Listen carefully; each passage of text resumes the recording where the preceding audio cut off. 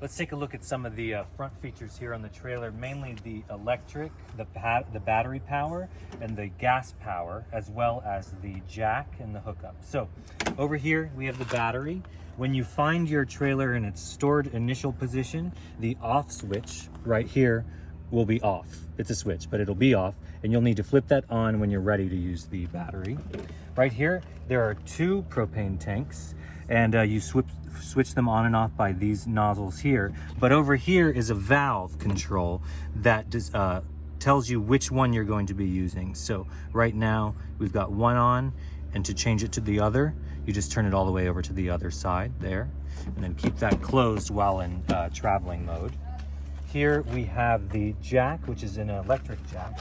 It comes complete with a light that will help you to set things up in the dark. And then the jack is electric, lowering and raising itself as such. We're gonna move around the trailer, take a look at some of its great features. Right here we've got some storage.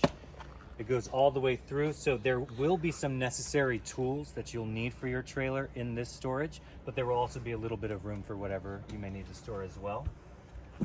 Just a note, this is for the electric jack, but it is not hooked up and it's not working now. So when you're leveling and stabilizing the trailer with the jacks, it's still a manual system, and you would find the tool in the storage bin here. We have windows, little outside speakers for your music. These are ventilators, so just be sure to keep that free from obstruction, so that way heat and other things can get out of the trailer. Plugs for any sort of electric that you would want to hook up outside. The water tank, if you're not hooked up to city water, you want to give that a good fill up before you get to wherever you go, and this is where you would do it. This is for the furnace and exhaust pipe. The front door, the stairs are located inside it. In here we have a external kitchen for some fun camping things, and we'll do a separate video on that. The other jack here for this corner. The sewage hose is hidden inside this metal contraption. There's an outdoor shower located here. We have the other jack for stabilizing. If you're somewhere where there's a cable hookup, you can hook that up here, and your TVs will be connected to the cable.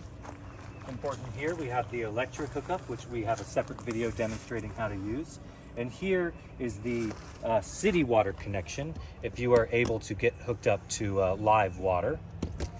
This is the flush valve for the tanks, and we'll take a look at over the tanks down below.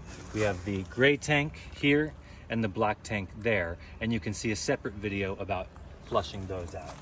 Let's be careful moving around the slide as we go around. Nothing featured on here because the slide extends out. We have a window here, another gray tank for the kitchen water, and then the other side of the storage here. And don't forget about the last jack for any other stabilizing that you may need. Talk a little bit about some safety measures while sliding the slide out for the dinette. You want to make sure that the whole space that it's going to slide out into is completely free of any obstruction, as well as any human or animal not crossing and causing traffic whilst the slide comes out. Here's a demonstration of the slide extending from the trailer.